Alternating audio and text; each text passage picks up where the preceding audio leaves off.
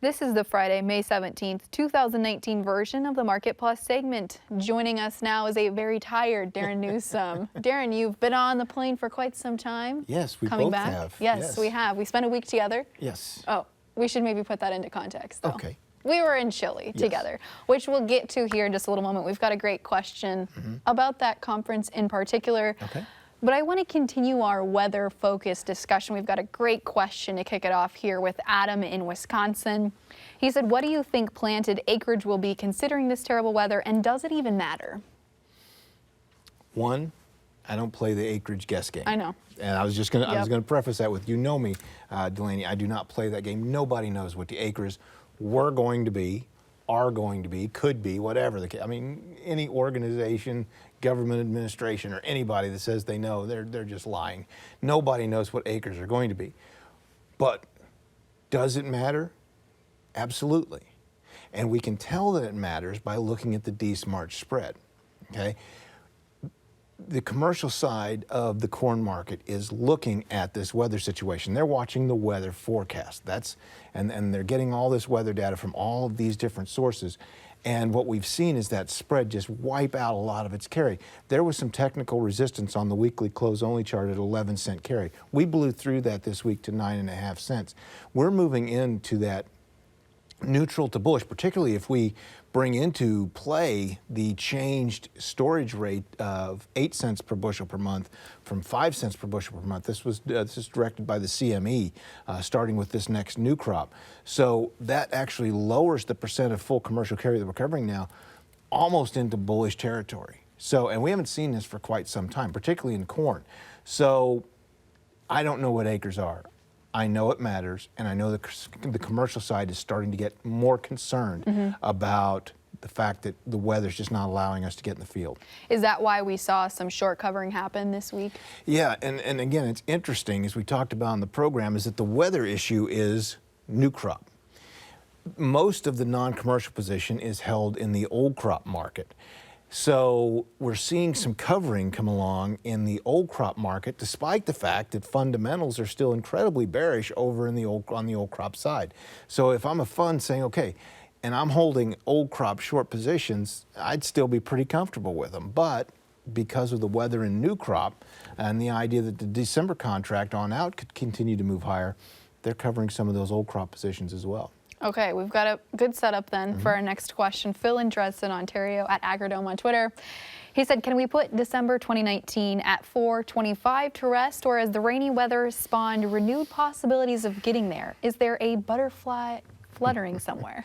Phil always likes to bring up the butterfly effect chaos theory. We talk about it all the time together. Let's get through 4. I mean, I think we got to, what, 396, 397 this week. We're close, yeah. So we're close. Then a target is sitting up there. I think the old high was high weekly close was something like 403, 404. Then we're sitting up, you know, with, if we look historically, 412 is a selling point. Is 425 out of the question? Not at all. I mean, the way we saw the spreads move over the last 3, 4, you know, at least 2, 3 weeks, very impressive. And if it continues to do that, if the new crop forward curve continues to do that, I think we could pull December corn up to 425. Is that going to be the top? Nobody knows. What's the weather going to do? Is it ever going to clear out? Are we ever going to get anything planted? If we don't get anything planted, it's probably not going to be the top. 425 is not going to be the top. If we don't get anything planted. I don't want to sit here and sound like one of the ultra bulls all of a sudden on this program, but which would, I think, shock everybody. But if we don't get anything planted, I think it certainly opens the door to continue to push this market higher. But the fact that Darin Newsom, the Darin Newsom, is saying that 425 may not be the top is... It's because I look at the market, and I look at what the market's telling me. And as we discussed, the technical side of the market is growing increasingly bullish. And on the new crop market, we also have the fundamental side growing increasingly bullish. You know, this gives us one of the stronger combinations that you can have when both sides are bullish. There's not many people who are going to step in front of that. There's no one really out there to sell. So that means it can run up. and it can gain a great deal of momentum doing it. And I know you're usually a technical guy. You like to look at those charts, but in this case, fundamentals definitely play a role in this.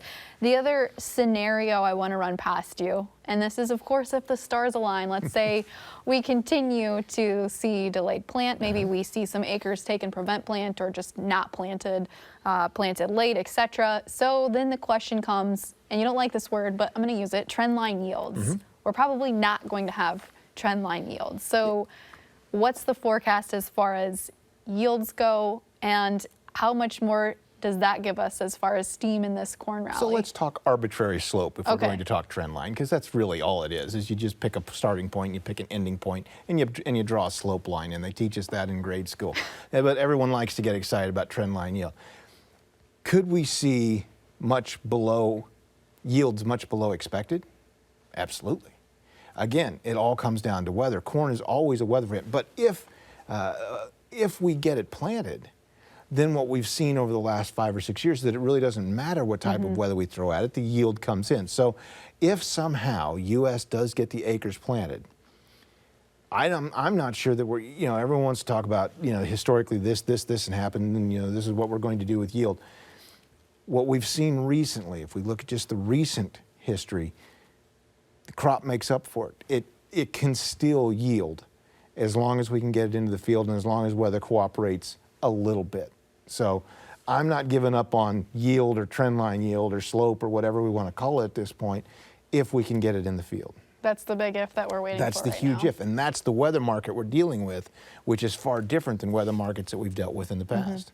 Right, because this one's a wet one instead of a dry one. It's a wet one, and we don't even have it planted. It's still in the bag. And as I've seen on Twitter so many times, corn seed can do great things as long as it's been planted. If it's in the bag, it can't do anything. All right, this is going to tee us up then for our next question. Roger in Kokomo, Indiana, will we ever run out of corn? No. We like to grow corn. We could certainly tighten our supplies a great deal this coming year if as you pointed out, if the stars align. But so how do we react to that next year? 95, 96, 98 million acres? Just throw everything into corn that we possibly can? I can foresee that. I think that's certainly possible. So we've seen us tighten up the supplies. I think like 2013, 2012, 13, we saw U.S. supplies get pretty tight. We saw corn run up to $8 and just blow demand to smithereens. Right now, we can't do that because we don't have any demand anyway. So that's But if not the really stars a threat. align and we get increased demand, and okay, we have so maybe a weather if issue. we're going to live in this wonderland of everything possible we got to think working, of all the possible scenarios, Darin. well, I'm not sure that if you add everything bullish that can possibly happen as a possible scenario. I mean, yeah, okay, so we don't get the acres planted. Those that do get, we have below trend line yield. We get all of our demand back because all of a sudden everyone says, oh, you were right all along. We should have just seen that to begin with. So we're going to start buying everything that the U.S. has. Yeah, this Peter Pan world or this Pollyanna world is a possibility. It's just not a probability. Okay. I just got to see what I can get from you. Yeah. All right, just a couple other quick questions. Let's talk about the soybean markets and how they're reacting to all of this. We've got Tim in Crookston, Minnesota. He said the planting issue has turned producers bullish, even you bullish. Should we be rational and sell some 2019 beans before another tweet appears and crashes the markets again? Well, yeah, and I was interested in the way the market behaved at the end of this past week. It's because you came back into the country, Darin. That's the running gag. You left the country, and the we soybean saw on Twitter that everyone was so glad. Well, I mean, they're always glad when I leave the country. But in this case, it also went along with soybeans going up 50, 60 cents early in the week.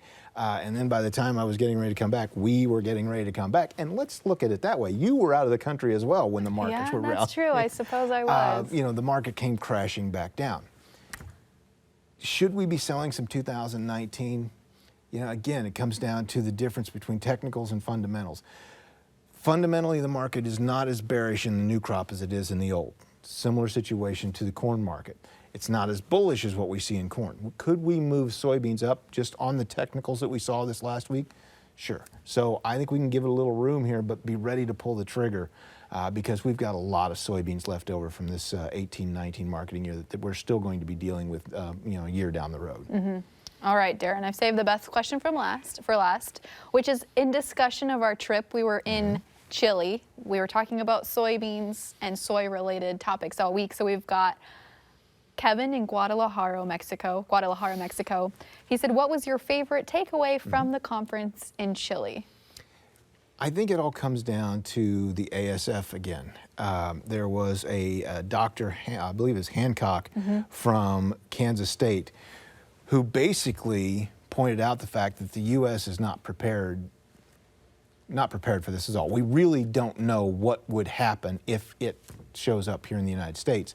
And then one of the other speakers who was talking about markets pointed out that, the trade wars and the tariffs all make great headlines and everything else, but when we factor in the ASF situation, that's actual demand destruction that's not coming back anytime soon. So the fact that ASF is a big issue and it will likely come to the shores of the United States, and the fact we don't know what to do with it, and the fact that it destroys soybean demand, to me that was the biggest takeaway of the conference. All right, it's a little scary to think about, but... So I had to end on that note. Yeah, of course, because you've been bullish this whole show. So I have to throw that out there. Yeah, of course. Well, Darin Newsom, it's been a pleasure. I hope you get home safely and get some sleep. You're running on like 36 hours of no sleep right now.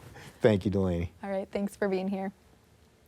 Join us again next week when we'll see how a pivotal moment in agriculture is still drawing attention in the nation's attic. And Sue Martin will join us at the Market to Market table. Until then, thanks for watching, listening, or reading. I'm Delaney Howell. Have a great week.